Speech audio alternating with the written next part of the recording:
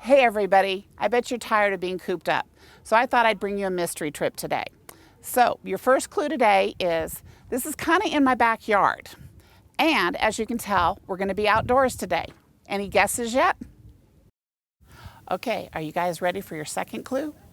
This area is known for the best views of the Front Range here in Denver. All right, for your third and last clue, this area dates back to the Wild West days. In case you haven't guessed it by now, we're at Daniels Park, located up here in Castle Pines North. You can see great views up here, starting with Pikes Peak to the south, Mount Evans in the west, and Longs Peak in the north. And from this angle, you guys can also see the Sanctuary Golf Course. This is a private course owned by the owner of Remax Realty. Daniels Park is located 21 miles south of Denver in Douglas County. It is part of the Denver Mountain Park System. Other parks in the Denver Mountain Park System include Lookout Mountain in Golden and Red Rocks in Morrison. Colonel Daniels Park features more than 1,000 acres of open space and 800 acres of which is natural preserve for a herd of bison. Land for the park used to be a historic ranch, and the parcels were donated to the city and county of Denver by Florence Martin in the 1920s and 30s. Today, the park features a picnic structure with dynamic views of the mountains and a neighboring golf course. The picnic area, which faces north, also offers a perfect spot to watch the sunset.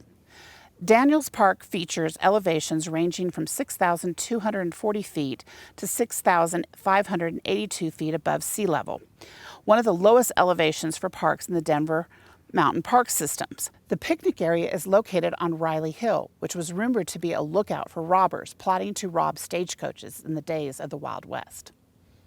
The infamous Kit Carson cooked one of his last meals here on Riley Hill before he died in the area in 1868. A monument to the outlaw was erected more than 50 years later by the Territorial Daughters of Colorado, an organization similar to the Daughters of the American Revolution on the East Coast.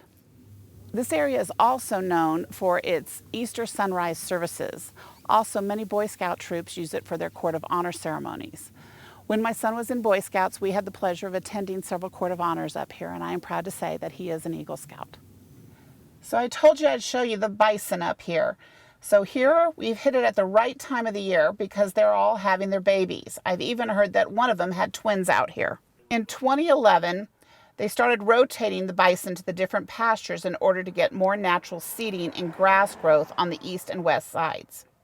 The bison are easiest to move in the winter months because they're willing to follow the hay truck. Bisons generally tell us when it's time to start feeding by showing up the barn and following the feed truck around. They ask people not to feed the bison because they get plenty of natural foliage during the summer months and they get fed a proper diet during the winter months. Due to the limited yearly budget for hay, the herd is kept between 20 to 25 adults. Denver Mountain Parks has an annual bison auction at the Genesee Mountain Park Bison Ranch, where the calves and older adult bison are sold to other bison producers or interested buyers. Even though the bisons have been in captivity for some time, they occasionally revert back to their wild ways and will play with anything inside their pastures, whether it's a 55-gallon plastic barrel or chasing windblown empty plastic bags. They all have their own unique personalities, and some being more exclusive than others, and some are very curious about their surroundings. Bisons are an unpredictable animal and can move very fast in a short amount of time. Florence Martin was from New South Wales, Australia, daughter of a wealthy mother and the Chief Justice of New South Wales, one of their many children. She sought intellectual fare and started training in the arts and then as a physician at the University of Sydney, where she pursued research under Professor Sir Richard Threlfall.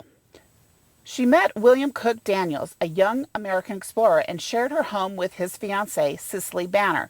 During Daniels' 16-month absence on a trip to New Guinea, the couple married the next year, and Martin went to live with them, chiefly on English and French estates, according to the Australian Dictionary of Biography. They traveled the world until the outbreak of World War I in 1914. Daniels, heir to the Daniels and Fishers department stores in Denver, died unexpectedly in 1918, and his widow succumbed to the worldwide influenza epidemic shortly thereafter. Martin found herself heir to a large income for life from the Daniels estate in Denver and settled here, becoming prominent in Denver society. Included was a mountain estate outside and to the south of Denver where Martin and her sister spent their summers. She gave her first 38 acres of her land to the city of Denver in 1920 and then expanded to 1,000 acres in 1937. In the early 20s, Martin built a house, other ranch buildings with a fine view of the Front Range, including a dairy barn, chicken coop, bunkhouse, horse barn, two-story workshop, as well as a picnic area. Her house burned in 1937, but the other buildings remained and are used by staff. Today, Daniels Park is part of a 12,000-acre open space bound by Castle Pines on the east, Highlands Ranch on the north, and Highway 85 on the west and south. The open space includes Highlands Ranch, Back Country Wilderness, and Cherokee Ranch. The park was listed on the National Registry of Historical Places in 1995, and since 1977, it includes the Tall Bush Memorial Grounds, controlled by the Native Americans who hold a powwow on Labor Day weekend, open to the public, as well as it is used for private ceremonies. Well, I hope you've enjoyed our mystery trip today. I hope this is something that gets you a little bit out of the house and into our beautiful Douglas County land and open space. I look forward to when we can do mystery trips again soon. One of the things I wanted to share with you is one of my dreams someday is to own a barn like this one behind us and have a home in it. Again, thank you again for joining us, and I want to thank my cameraman, my husband, for helping me with this piece for you guys today. Take care, stay safe, and we'll be together again real soon.